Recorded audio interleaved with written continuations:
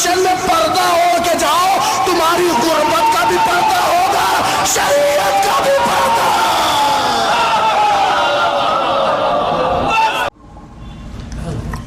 فاتحہ۔ بسم اللہ الرحمن الرحیم۔ بسم اللہ الرحمن الرحیم۔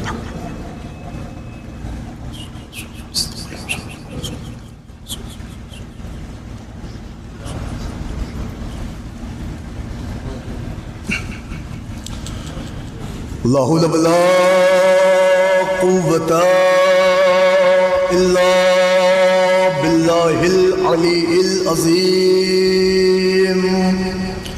أعوذ بالله من الشيطان اللعين الرجيم۔ بسم الله الرحمن الرحيم۔ الحمد لله رب العالمين،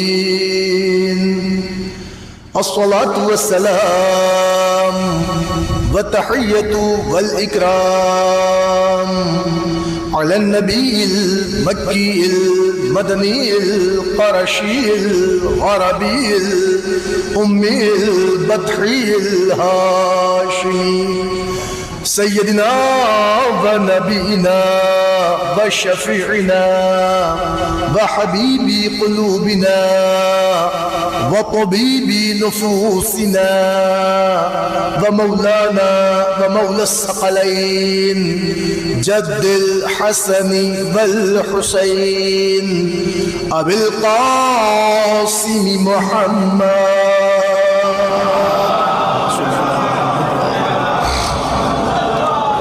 وعلى أهل بيته الطيبين الطاهرين المعصومين المظلومين المنتجبين المنتخبين، ولعنة الله على أعدائهم ومنكري فضائلهم ومصائبهم وجلالتهم وسخاوتهم وعظمتهم وعطشهم ومحافلهم ومجالسهم وذكرهم وحقهم وبيانهم أجمعين من يومنا هذا إلى قيام يوم الدين. أما بعد فقد قال الله تعالى وتبارك في القرآن الحكيم وقوله الحق. بسم الله الرحمن الرحيم. هن لباس لكم وأنتم لباس لهن. صلوات پڑھ دیں.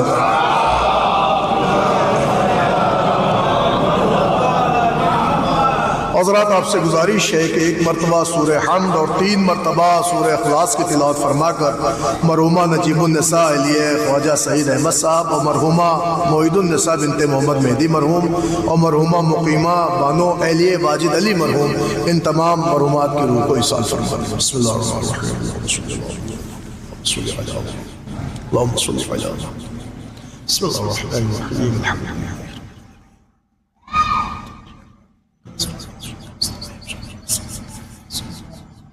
بسم الله الرحمن الرحيم. بسم الله الرحمن الرحيم. بسم الله الرحمن الرحيم. صلي على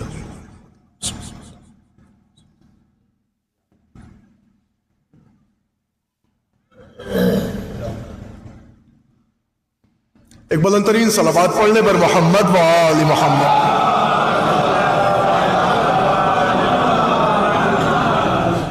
عزیزان گرامی، بزرگان ملت، معزز سامعین کرام، برادران ایمانی، عزاداران حسین مظلوم کربلا، ماتمداران غازی ابو الفضل عباس علیہ السلام، عزیزو، آپ کے علم میں ہے یہ مجلس ایک مومنہ کے ایصال ثواب کے سلسلے میں برپا ہوئی ہے، اور حکم تھا تعمیل حکم آپ حضرات کی جناب میں چند لمحہ شرف حاضری ہے، اور ظاہر ہے یہ مجلس کی پیشخوانی ہے۔ انشاءاللہ بہترین مجلس بعد نماز آپ حضرات سماعت کریں گے، بس 30-35 منٹ کا وقت ہے، لہٰذا میں نے اس مجلس کے لیے، آج کی اس مجلس کے لیے آپ حضرات کی جناب میں قرآن مجید کی جس آیت کریمہ کا انتخاب کیا ہے، یہ وہ آیت ہے کہ جب بھی قوم کا اسکالر یا اسلامک رہنما یا مذہبی پیشوا عورتوں کے حقوق کے مطابق گفتگو کرتا ہے تو اکثر وہ قرآن مجید کی اس آیت کو ٹیگ کرتا ہے اور چنتا ہے۔ میں نے آج آپ کی خدمت میں وہی آیت اپنے دیرینہ علماء کرام کی اتباع کرتے ہوئے آپ حضرات کی خدمت میں پیش کی ہے۔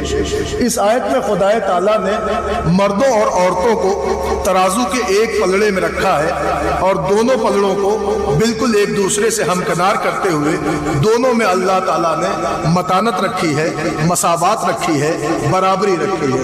اب آپ کو میرا یہ جملہ اس انداز سے بہتر لگے گا جب میں اس آیت کا ترجمہ آپ کے حضور رکھوں گا۔ ارشاد ہو رہا ہے ہننا لباس لکم وانتم لباس لہن۔ خالق کا اعلان ہے کہ کائنات کی ساری عورتیں مردوں کے لیے لباس ہیں، اور تم سارے کے سارے مرد ان عورتوں کے لیے لباس ہو۔ اب قرآن مجید کی آیت آپ کے پیش خدمت ہے، ارشاد ربانی ہو رہا ہے کہ تمام تر عورتیں مردوں کے لیے لباس ہیں، اور تمام تر مرد عورتوں کے لیے لباس ہے۔ اس کا مطلب یہ ہے کہ الوہیت نے منزل اولا پر زندگی گزارنے والی تمام تر بشریت کو عورت اور مرد کے درمیان تفاوت کو ختم کرتے ہوئے ایک پیمانہ بنا کے دیا کہ نہ بغیر مرد کے عورت مکمل ہو سکتی ہے، نہ بغیر عورت کے مرد مکمل ہو سکتا ہے۔ یہ اللہ کہہ رہا ہے کہ دیکھو ساری کی ساری عورتیں مردوں کے لیے لباس ہیں، اور سارے کے سارے مرد عورتوں کے لیے لباس ہیں۔ اب دنیا نہ دیکھے، قرآن دیکھے، گویا اللہ نے عورتوں کا لباس مردوں کو قرار دیا اور مردوں کا لباس عورتوں کو قرار دیا۔ اس کا مطلب نہ عورت بغیر مرد کے مکمل ہے، نہ مرد بغیر عورت کے مکمل ہے، اس لیے کہ تناسل انسانی کا فقدان ہو جائے گا اگر ایک دوسرے کی ضرورت اللہ پوری نہ کرے۔ لہذا خدا تعالیٰ نے بالکل دونوں میں مماثلت رکھی، دونوں کو ہمکنار کیا، دونوں میں متانت رکھی، دونوں کو برابری کا درجہ دیا، دونوں کے پلڑے الگ الگ رکھے، اور دونوں کو بالکل ایک لیول پہ لا کے رکھا کہ یہ اس کے لیے لباس، وہ اس کے لیے لباس۔ اب میں اس جملے کو قرآن مجید کے یہی روک دیتا ہوں، اور الحمدللہ مجھ سے زیادہ پڑھے لکھے علماء کرام بیٹھے ہیں، مجھ سے زیادہ تجربہ رکھنے والے شعراء کرام اور مجلس سے سننے والے افراد بیٹھے ہیں۔ میری ذاکری کی خود کی اتنی عمر نہیں جتنی آپ کی سماعت مجلس کی عمر ہے۔ عزیزان گرامی، مگر ایک جملہ آپ کی خدمت میں رکھ رہا ہوں۔ اب تو قرآن سمجھ کے یہ سمجھ میں آیا، یہ پڑھ کے سمجھ میں آیا کہ اللہ نے مرد اور عورت کے درمیان مساوات رکھی ہے، برابری رکھی ہے، اس کو اس کا لباس، اس کو اس کا لباس۔ اس کا مطلب اللہ نے ایک لمحے کے لیے بھی نہ مرد کو اونچا کیا ہے، نہ عورت کو نیچا کیا ہے، دونوں کے اندر اللہ نے برابری رکھی ہے۔ اچھا اب دیکھیں، مسئلہ یہ ہے کہ جب قرآن برابری کی باتیں کر رہا ہے، حدیثوں سے ہمیں مساوات کا علم مل رہا ہے، اور حدیث پیغمبر کے ذریعے سے عورت اور مرد کی تمام تر تہذیبیں اور ثقافتیں ہمارے سامنے موجود ہیں، تو آخر وجہ کیا ہے کہ ہمارے گھر میں لڑائیاں ہیں، جھگڑے ہیں، فسادات ہیں، بد کلامیاں ہیں، بدعنوانیاں ہیں؟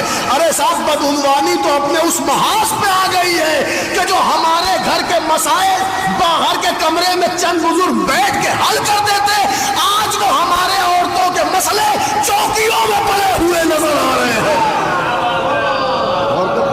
یہ مسائل کی انتہا نہیں تو کیا ہے. اور الحمدللہ دیکھیں ہمارے یہاں کوئی مسئلہ، میں آؤں گا اس منزل پر، اللہ نے مساوات رکھی ہے. تو جیسے مرد اور عورت میں مساوات ہے، ویسے ہی ہمارے یہاں برادری میں بھی مساوات ہے، حسینیوں میں بھی مساوات ہے، جولائیوں میں بھی مساوات ہے. لہٰذا الحمدللہ یہاں اگر غیر سادات ہیں تو سادات کرام بھی ہیں. اب میں جملہ آپ کی خدمت میں عرض کر رہا ہوں، میں کسی ایک بندے پہ نہیں کہہ رہا ہوں. یہ آپ حال دیکھیں، چاہے وہ سادات کا گھرانہ ہو یا غیر سادات کا گھرانہ ہو، جو مسئلے ہمارے گھر کے باہر کے کمرے میں ہمارے خاندان کے بزرگ حل کر سکتے تھے، آج وہ مسئلہ ہمارا چوکی میں ہے، آج وہ عدالت میں ہے.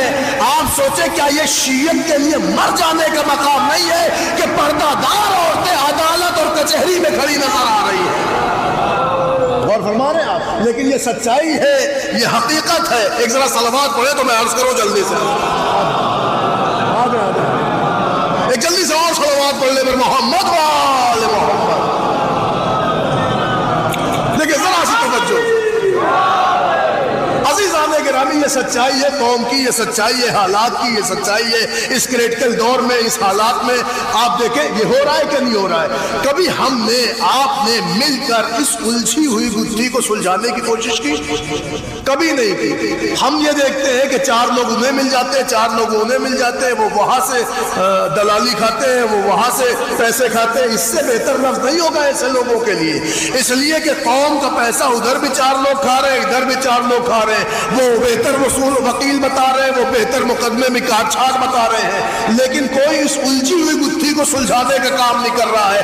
ہم نے جب اس پر تابناکیوں کے ساتھ غور کیا کہ آخر یہ مسئلے قوم میں اتپن ہو کیوں رہے ہیں، یہ آخر وجہ پیدا ہو کیوں رہی ہے، تو اس کی وجہ صرف ایک نظر آئی کہ شرعی اعتبار سے نہ مرد کو اپنے حقوق کا علم ہے، نہ عورت کو اپنی شریعت کا پتہ ہے. اور فرما رہے ہیں نہ مردوں کے اپنے حقوق کا علم ہے، نہ عورتوں کو اپنے شرعی پاس و لحاظ ہے. لہٰذا جب دونوں طرف سے معاملہ خراب ہوا تو جو اسلام کہتا ہے دونوں میں مماثلت ہو، مواصلت ہو، محبت ہو، الفت ہو، لگاؤ ہو، بے قراری ہو، تڑپ ہو، وہ ساری چیزیں ختم ہو جاتی ہیں اور ہمیں نتیجہ کچھ اور نظر آتا ہے. عزیزان گرامی، اسلام اس لیے یہ باتیں کر رہا ہے کیونکہ اسلام نے حضرت آدم و حوا کا کردار ہمارے سامنے پیش کیا ہے. اس کردار میں محبت ہے، الفت ہے، تڑپ ہے، بے قراری ہے، آنسو ہے، گریہ ہے، چاہت ہے، محبت ہے. اور فرما رہے ہیں آپ، لیکن ذرا سا ایک اسٹیپ آگے بڑھیے. اگلا جو کردار نظر آیا حضرت نوح کا، وہاں غیبت ہے، برائی ہے، شوہر کے لیے بدعنوانیاں ہے، بد کلامیاں ہے. اس کا کیا مطلب؟ ہم نے قرآن دیکھا تو حضرت آدم کا لباس خوبتر نظر آیا اور حضرت نوح کا لباس بدتر نظر آیا. یہ قرآن ہے. آئیے ذرا سا آگے دیکھیں، حضرت ابراہیم کا لباس دیکھیں، لق و دق صحرا ہے، بھوک کا عالم ہے، شوہر پابا رکاب ہے، سفر کو تیار ہے. عزیزان گرامی، مگر زوجہ پوچھ رہی ہے، آپ جا رہے ہیں، میرا دودھ پینے والا بچہ ہے، اسے پیاس لگے گی تو کیا کروں گی؟ شوہر نے کہا یہ صفا ہے، یہ مروہ ہے، بس دونوں پہاڑیوں پہ چلی جانا. ارے 7 دفعہ وہی گئی. عقل والے کہتے ہیں بدعقل کی معاذ اللہ، 7 بار وہی کیوں گئی جہاں پانی نہیں تھا؟ کہیں اور چلی جاتی. تو اصل میں روح حاجرہ کائنات کی شریف عورتوں کو سبق دے رہی تھی کہ میں بچے کی پیاس بجھانے کے لیے کسی بھی میدان میں جا سکتی تھی، مگر شریعت نے مجھے اطاعت گزار بنایا. اور کیا آپ نے تو آپ کو قرآن میں ساری رپورٹس ملے گی اور سارے حالات ملیں گے. اس کا مطلب یہ ہوا کہ قرآن بتا رہا ہے کہ دونوں کے اندر بیلنس ہو، محبت ہو، الفت ہو، لگاؤ ہو، چاہت ہو، ہمدردی ہو، خلوص ہو. عزیزان گرامی، لیکن اگر یہ خلوص ختم ہو جاتا ہے تو غیبت کی چادر سر پہ آ جاتی ہے.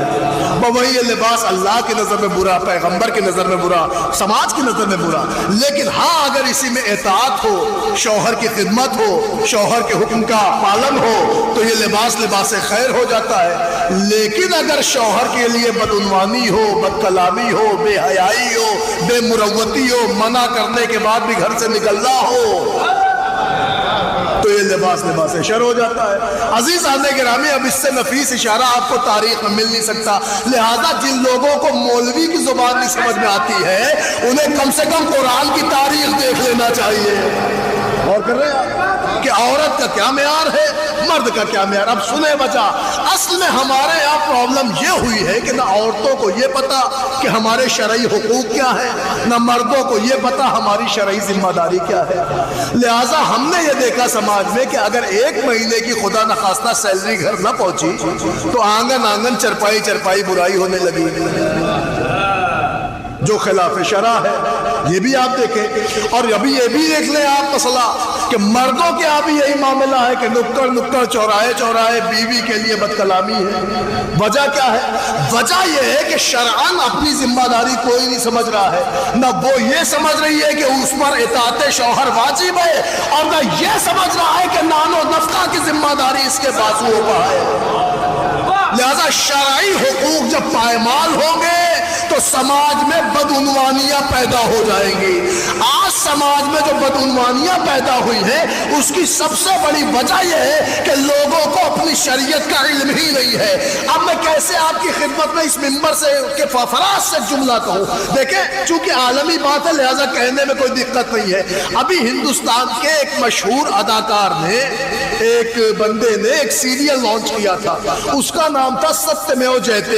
اس کو بہت ہائی لائٹ کیا گیا کہ صاحب اس پہ سماج کی برائیاں دکھاتے ہیں، سماج کی نفس پر ہاتھ رکھ دیتے ہیں، سماج کی برائیوں کو ظاہر کر دیتے ہیں۔ لیکن میں آپ کی خدمت میں عرض کروں کہ ستیہ جیتے کو بڑے لائکس ملے، بہت اس کے فالوور ہوئے، بہت لوگوں نے اس پر کمنٹ کیا بڑا اچھا سیریل ہے، کم از کم سماج کی برائیاں بتاتا ہے۔ لیکن میں آپ کی خدمت میں جملہ عرض کروں، ستیہ جیتے خالی سماج کی برائیاں بتا سکتا ہے، ان برائیوں سے بچنے کا طریقہ نہیں بتا سکتا۔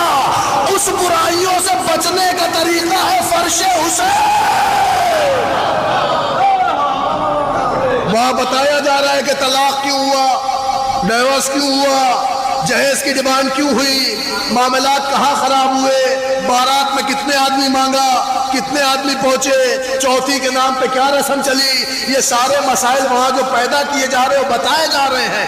بالکل اس کا حقیقت سے تعلق ہے، اس لیے آدمی بالکل اٹینشن ہو کے سن رہا ہے، لیکن وہ یہ نہیں بتا رہا ہے کہ اس سے بچنے کا طریقہ کیا ہے۔ اس سے بچنے کا ایک ہی طریقہ ہے سیرت فاطمہ الزہرا، سیرت مولائے کائنات۔ جس دن آپ اس گھرانے میں آ کے ان کی شادی بیاہ کی تہذیبیں دیکھ لیں گے، آپ مغربی ماحول کی تہذیبیں بھول جائیں گے۔ اور فرما رہے ہیں عزیزان گرامی، ہماری قوم کا سب سے بڑا پرابلم یہ ہے کہ ہم نے مغربی تہذیب کو اپنے لیے آئیڈیل بنا لیا، اور جسے اللہ نے ہمارے لیے آئیڈیل بنا کے بھیجا تھا انہیں ہم نے فراموش کر دیا۔ اور فرما رہے ہیں انہیں ہم نے فراموش کر دیا۔ یہی ہمارا پرابلم ہے، یہی ہماری وجہ ہے، یہی وجہ ہے کہ آج ہمارے گھر کے جھگڑے تحصیل میں، چوک میں، کچہری میں، چوکی میں، پولیس تھانے میں، ہر مقام پہ آپ کو مل جائے گا۔ اور نام آتا ہے، بلائی جاتی پردے دار خواتین۔ کیا آپ بتائیے یہ اچھی بات ہے؟ کل تک تو ایسا نہیں تھا، گھر کے بزرگ بیٹھتے تھے باہر والے کمرے میں، گھر کی بات گھر ہی میں دفن کر دیتے تھے۔ لیکن آج کیا معاملہ ہے؟ آزادی کے نام پہ دیوانگی ہو گئی ہے۔ آپ مجھے بتائیں یہ ساری کیا چیزیں ہو رہی ہیں شیعت میں؟ اصل میں اس کی وجہ صرف اور صرف ایک ہے، نہ مرد کو اپنا لحاظ ہے، نہ عورت کو اپنا پاس و لحاظ ہے، نہ اسے کچھ پتا ہے نہ اسے کچھ پتا ہے۔ لہٰذا تلخیاں ہیں، بد کلامی ہے، جھگڑے ہیں، باتیں خراب ہو رہی ہے، خاندانوں میں ٹشن ہو رہا ہے، آنا جانا بند ہو رہا ہے، مجلس ماتم بند ہو رہا ہے، ایک دوسرے سے ملنا سلام کرنا گریز ہو گیا ہے۔ عزیزان گرامی، یہ ساری برائیاں اس لیے پیدا ہیں کیونکہ ہم شریعت سے دور ہیں، ہم سیرت محمد و آل محمد سے دور ہیں۔ اب میں جلدی سے آپ کی خدمت میں ایک دو بات کہوں اور بات تمام کر دوں۔ اصل میں دیکھیں معاملہ یہ ہے کہ اگر ہم یہ سب باتیں پڑھتے ہیں تو لوگ کہتے ہیں عورتوں کے خلاف پڑھ رہے ہو، لیکن سچائی یہ ہے کہ کیا آپ بتائیے اگر مردوں کے لیے شم میں ہدایت بن کے 1,24,000 انبیاء آئے تو فقط تمام عورتوں کے لیے خالی ذات زہرا کافی نہیں ہے نا؟ تو پھر آئیے دیکھیں آخر وجہ کیا ہے۔ آج سماج میں ہماری بہنیں بیٹیاں باقاعدہ یہ اعتراض کرتی جناب آپ لوگ تو ممبروں پہ اچھل کے پڑھ دیتے ہو، علم کا حاصل کرنا واجب ہے، علم حاصل کرو چاہے اس کے لیے تمہیں کہیں کبھی سفر کرنا پڑے، علم بھوک میں ہے، خوب پڑھتے ہو، مگر ہمارے ابا نہیں پڑھنے دیتے، ہمارا بھائی ہاسٹل میں نہیں جانے دیتا، ہمارے چچا ہمیں یونیورسٹی میں نہیں جانے دیتے، کیوں؟ پڑھیے اس کے خلاف، تو سچائی بتائیں ہم اس کے بھی خلاف پڑھنے کو راضی ہیں، لیکن ہم اس کی بھی دکھتی رکھ پہ ہاتھ رکھنا چاہتے ہیں۔ کیوں چچا نہیں ہاسٹل جانے دیتے؟ کیوں یونیورسٹی بھائی نہیں بھیجتا؟ کیوں باپ کالج نہیں بھیجتا؟ کیوں قوم کی بچیوں کو نہیں پڑھایا جاتا؟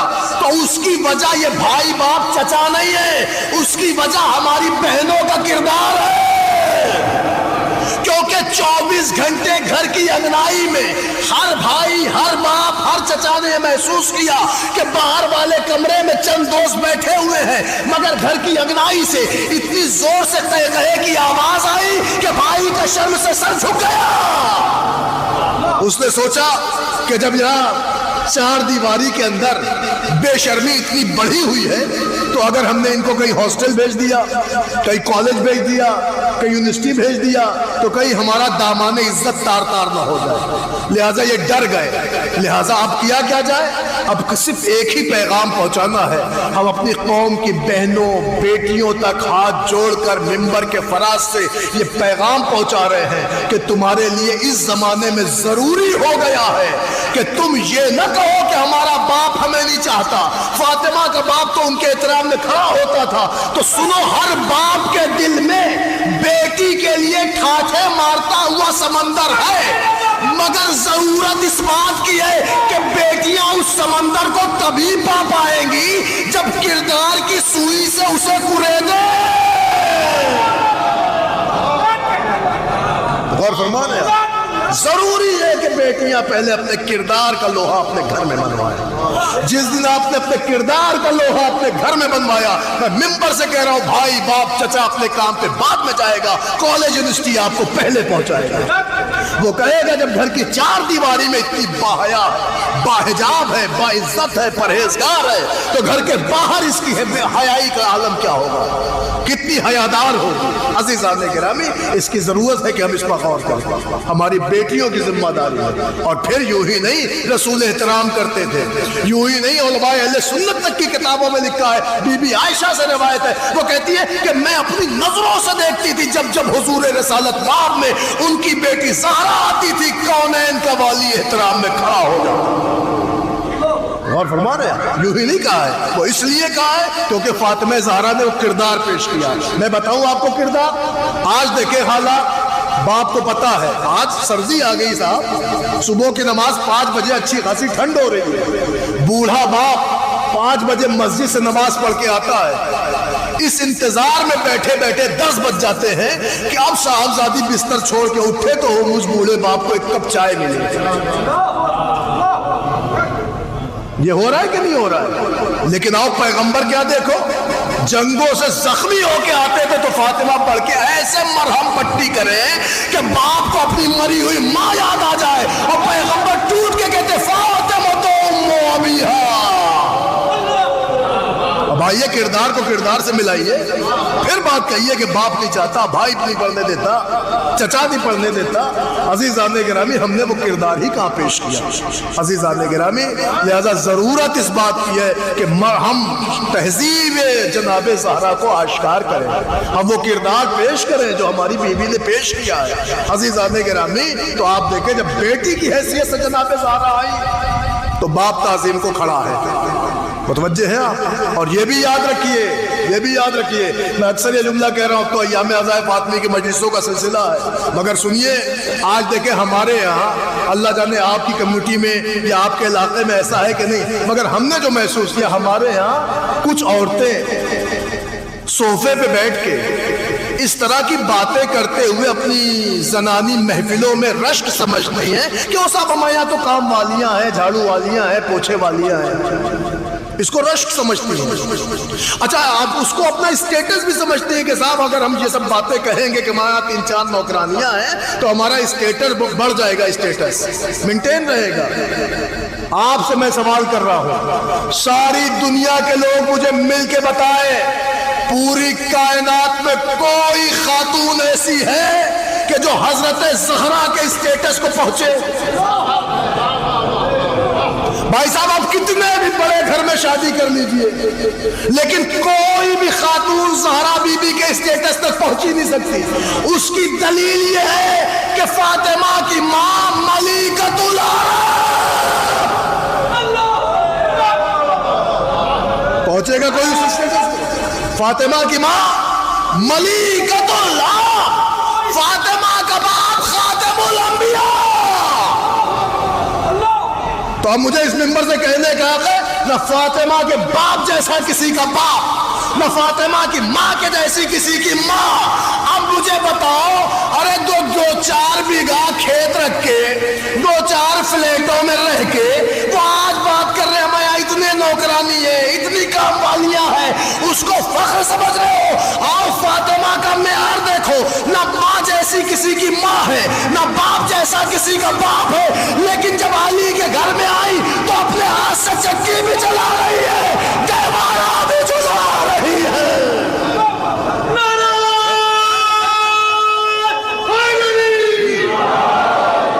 دیکھیں ایک کتی رکھ میں ہاتھ ہے. دیکھیں سنیے گا، بہت ضروری بات میں کر رہا ہوں. علماء کرام بیٹھے، شورائے کرام بیٹھے.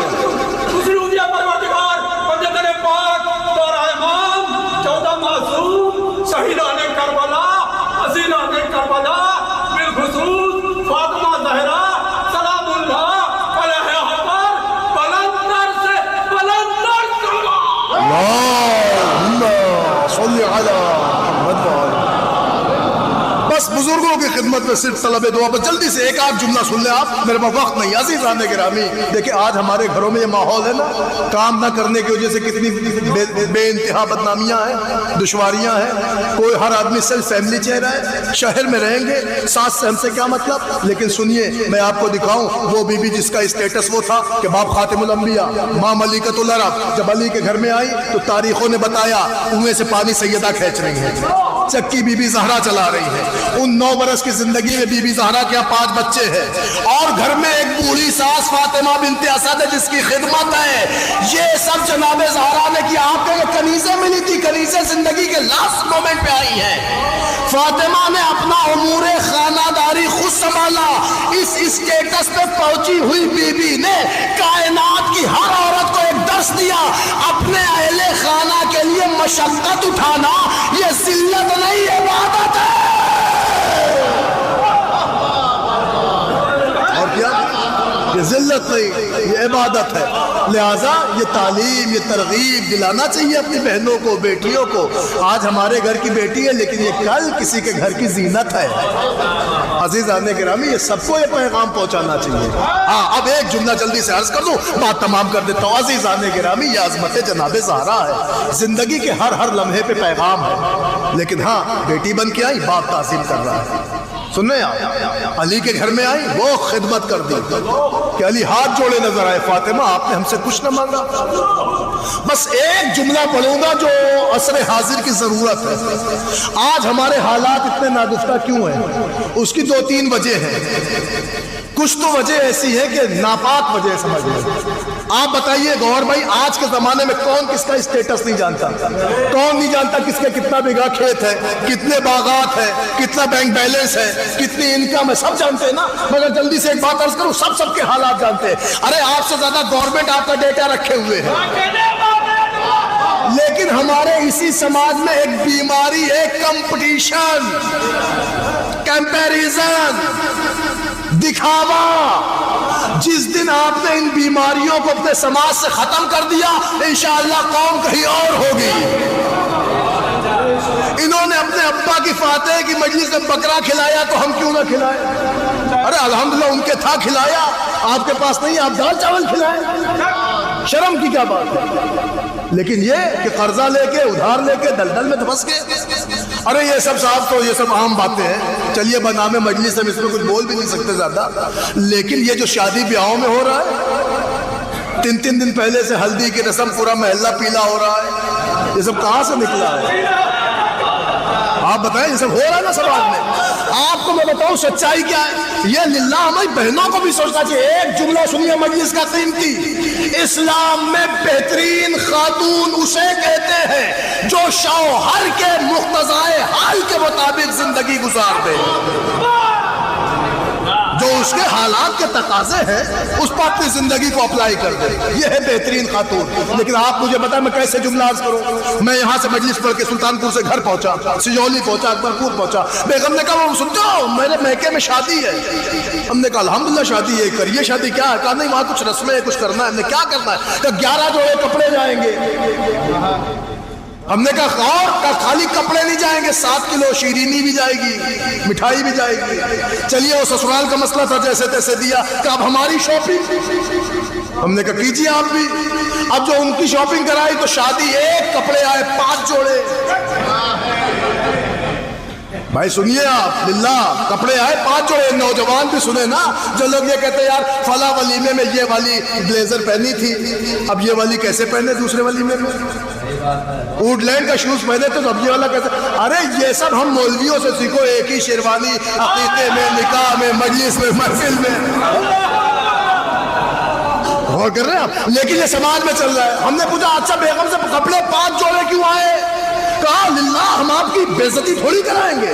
کہا کیا مطلب؟ یہ میں نے کہا ایک بھائی کی شادی ہے, یہ 5 جوڑے کیسے مینج کرو گی؟ کہنے لگے یہ ولیمے میں, یہ چوتھی میں, یہ رجگے میں, چماون میں, بارات میں. اس کا کیا مطلب؟ اس کا مطلب یہ ہوا رسمیں زیادہ ہو گئے, کپڑے کم پڑ گئے. رسمیں زیادہ ہو گئی, کپڑے کم پڑ گئے. آپ یقین سے مانیے آج میرج ہالوں کا کیا حال ہے. جس کپڑے میں آپ لے جاتے ہیں کیا اسی میں لے آتے ہیں؟ کہا نہیں وہاں چینجنگ روم ہے. اس کا مطلب اگر کپڑا نیلا ہے تو فیروزے والا سیٹ, لال ہے تو عقیق والا سیٹ. یہ سب سماج میں ہو رہا ہے. اسلام میں بہترین خاتون اسے کہتے ہیں جو شوہر کے مقتضائے حال کے مطابق زندگی گزار دے. آج ہماری قوم کا بیڑا اس لیے غرق ہے کہ انکم سے زیادہ خرچے بنائے گئے ہیں. اتنا پیر پھیلا ہی نہیں جاتا جتنی چادر ہو. نہیں وہاں تو کمپٹیشن ہے نا, وہ ایسا پہنے تو ہم ایسا کیوں پہنے, وہ اتنے زیور میں لدی ہیں تو ہم ہلکا کیوں پہنے.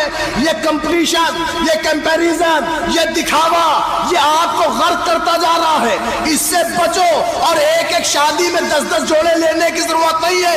ایام عزائے فاطمی کی مجلس آ رہی ہے, ہم سے بھی ایک جملہ مجلس زہرا میں سن کے جاؤ. میں ہاتھ جوڑ کے قوم کی ساری بہنوں بیٹیوں سے کہہ رہا ہوں کہ اے میری بہنوں, اب تمہیں الگ الگ فنکشن کے لیے الگ الگ کپڑے لینے کی ضرورت نہیں ہے. مجلس فاطمہ میں آؤ, ہم تمہیں ایک لباس دلائیں گے. اس لباس کا نام ہے لباس پردہ. ہر فنکشن میں پردہ ہو کے جاؤ. تمہاری غربت کا بھی پردہ ہوگا, شریعت کا بھی پردہ.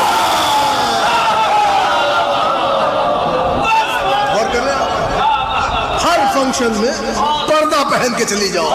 تمہاری غربت کا بھی پردہ ہوگا, شریعت کا بھی پردہ ہوگا. کسی کو نہیں پتا چلے گا یہ امیر کی بیٹی ہے کہ غریب کی بیٹی ہے. اس نے زرق برق کپڑے پہنے ہیں کہ نہیں, اس نے زیورات کی وادی میں ڈوبی ہے کہ نہیں, کسی کو نہیں پتا چلے گا کہ یہ سادات ہے کہ غیر سادات ہے, امیر ہے کہ غریب ہے, گوری ہے کہ کالی ہے. لو جہاں سے مجلس شروع کی تھی وہیں پہ ختم کر رہا ہوں. بات پچھلے پردے سے چلی تھی.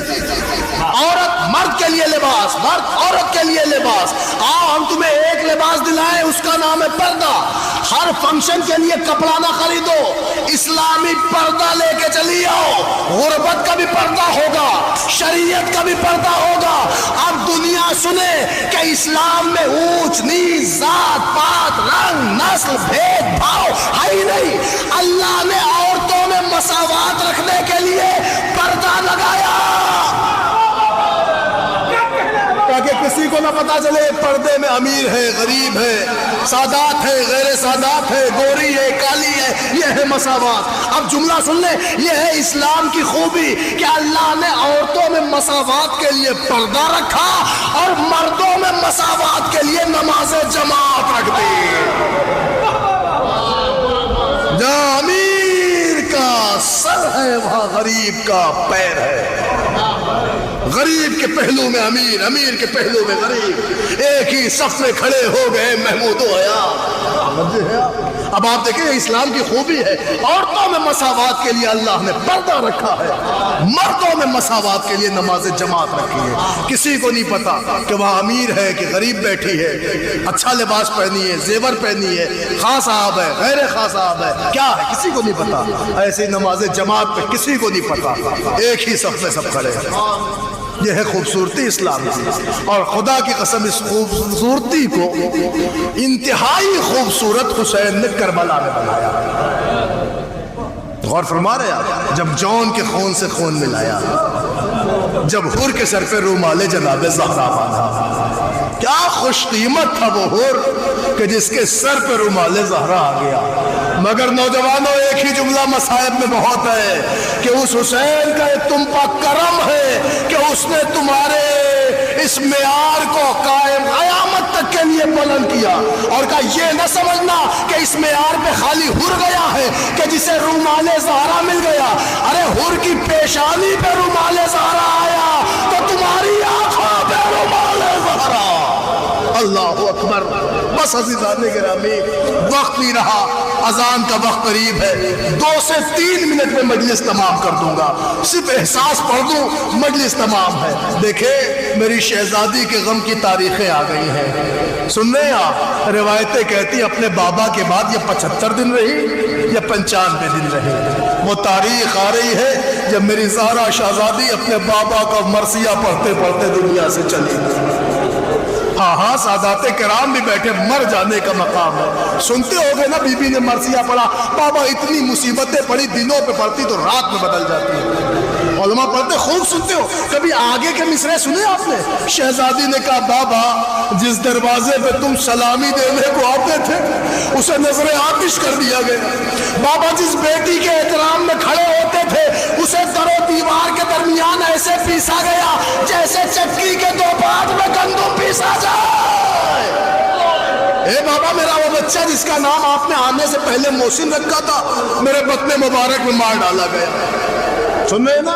دیکھیں زرخیز آبادی ہے ماشاءاللہ. ہمارے یہاں کچھ حادثہ ہو جاتا ہے پورا محلہ آ جاتا ہے، اطراف کے گاؤں والے آ جاتے ہیں، ہر مسلمان ہر ہندو بھائی پہنچ جاتا ہے. لیکن ایک جملہ آپ کی خدمت میں عرض کروں، ہمارے یہاں کوئی مر جاتا ہے تو خالی اتنا بتاؤ دوسرے تیسرے دن کیا ہوتا ہے؟ کا فاتحہ ہوتا ہے، تیجا ہوتا ہے. کیوں آپ کے لیے فاتحہ کیوں رکھا گیا؟ بزرگ بہتر جانتے ہیں. مجھے جو لگتا ہے شاید ہمارے بزرگوں نے فاتحہ خوانی اس لیے رکھی ہے کیونکہ شریعت کہتی ہے کہ تدفین میں جلدی کیا کرو. تو فاتحہ خوانی اس لیے رکھ دی گئی ہے تاکہ دور کا رشتہ دار جو مٹی میں نہ پہنچ سکا ہو وہ کم از کم غم گساروں کے در پہ آ جائے اور سوگواروں کو پرسہ دے دے اور بتائے کہ دیکھو ہم مٹی میں نہ آ سکے مگر پرسہ دینے آئے ہیں. آج بھی تمہارے یہاں رسم فاتحہ میں لوگ آتے ہیں پرسہ دیتے ہیں. ہائے غریبی ہے حضرت زہرا. 28 سفر کو بابا دنیا سے گیا، پہلی ربیع الاول آئی، ہونا تو چاہیے تھا بابا کا فاتحہ ہوتا مگر دروازہ چلایا گیا، محسن باہر آ گیا، پہلو تو آ گیا. ہائے سیدہ اجرکم اللہ، اجرکم اللہ. بلند ہو گئی آوازیں گریا. نانا پڑھنے کے لیے وقت نہیں رہا کہ میں زیادہ کچھ مسائل پڑھ پایا. ایک روایت احساس بھری ہوئی، ایک روایت. عزادارو اب اگر تم سے کوئی پوچھے، جوانوں میرے بھائیوں تم سے کوئی پوچھ لینا حضرت محسن کی شہادت کی تاریخ بتاؤ تو اس سے یہ نہ کہنا پہلی ربیع الاول، اس سے صرف اتنا کہنا کہ جس دن فاطمہ کے باپ کا فاتحہ ہونا تھا اس دن فاطمہ کا بیٹا مارا گیا، اس دن پہلو پر دروازہ گرایا گیا، اس دن بی بی کو در و دیوار کے درمیان پیسا گیا. اللہ اکبر. ہو گئی مجلس، رو چکے آپ. میں ایک ایک روایت سن لو، میں اسی میں مجلس تمام ہے، عزادارو ایک روایت سن لے، گور بھائی روایت تو ہوتی تو ہرگز نہ پڑھتا، بس سن لے، میں غربت پڑھتا ہوں، کربلا والوں کی بڑی غربت سنی ہے آپ نے، آؤ میں مدینے کے غریبوں کا حال پڑھ دوں۔ لکھا ہے کہ جب میری شہزادی کا جنازہ تیار ہو گیا، رات کا اندھیرا چھا گیا، تو میرا کریم ابن کریم مولا جنازے کے پاس کھڑا تھا۔ علی نے ایک مرتبہ نگاہوں کو اٹھایا، کیا دیکھا؟ جنازے کے ارد گرد فاطمہ کے کملائے ہوئے گلاب بیٹھے ہیں۔ علی نے اپنے یتیموں کو دیکھا، فاطمہ کے جنازے کو دیکھا، علی سے برداشت نہ ہوا، میں ایک مرتبہ دونوں ہاتھوں کو اٹھا کے سر پہ مارا اور برسیاں بڑھا واہ اور بتا، اے فاطمہ علی غریب ہو گیا، اے فاطمہ علی غریب ہو گیا۔ فاطمہ آپ نے یہ بھی نہ سوچا کہ میں اپنے چھوٹے چھوٹے بچوں کے ساتھ تمہارا جنازہ تنہائی شب میں کیسے اٹھاؤں؟ سنیں گے؟ بس ایک لمحے کو رک جائے تو میں یہ جملہ پڑھ لوں، مجلس تمام ہے، اپنے آپ پہ قابو پا لے، ایک جملہ سن لے۔ عزادارو میرے مولا نے بھی یہ مرثیہ پڑھا نا، چھوٹے چھوٹے بچوں نے بابا کی غربت کا مرثیہ سنا، دونوں شہزادے اپنی جگہ سے اٹھے، تنہائی شب ہے، روح کا عالم ہے، مدینے کی جانی پہچانی انجان گلیاں ہیں، مگر اس گلیوں میں فاطمہ کے دو ننھے ننھے شہزادے نکلے، رات کے اندھیرے میں دھیرے دھیرے بڑھے، ایک گھر کے پاس آ کے کھڑے ہو گئے، آہستہ آہستہ گھر کا دروازہ کھٹکھٹایا، صاحب خانہ نے نکل کے عجب منظر دیکھا، کیا دیکھا؟ فاطمہ کے بچے اپنا دامن پھیلائے بھیک مانگ رہے ہیں، رو کے کہتے چچا سلمان میری ماں کا جنازہ رکھا ہے، میرا بابا ڈرا ہے، ارے کوئی چلو میری ماں کا جنازہ اٹھوا دو۔ اللہ اکبر، اللہ اکبر۔ کر سکیں گے آپ برداشت؟ کر پائے گا کوئی برداشت؟ مگر یہ روایت سنو غربت علی، سنیے غربت حسنین۔ روایت کہتی ہے یہ کائنات کے واحد یتیم تھے جو اپنی ماں کے جنازے اٹھانے کی بھیک مانگ رہے تھے۔ ارے سلمان نے منظر دیکھا، آنکھوں سے آنسو جاری ہو گئے، بچوں کے ساتھ دوڑ پڑے، اب جو سلمان آئے فاطمہ کا جنازہ اٹھا، میں کہوں گا بی بی زہرا آپ کا تو جنازہ اٹھ گیا، ذرا کربلا آئیے، حسین کا جنازہ پامالے سنے اسما عابد کا مرثیہ، واہ بتا واہ مسلم۔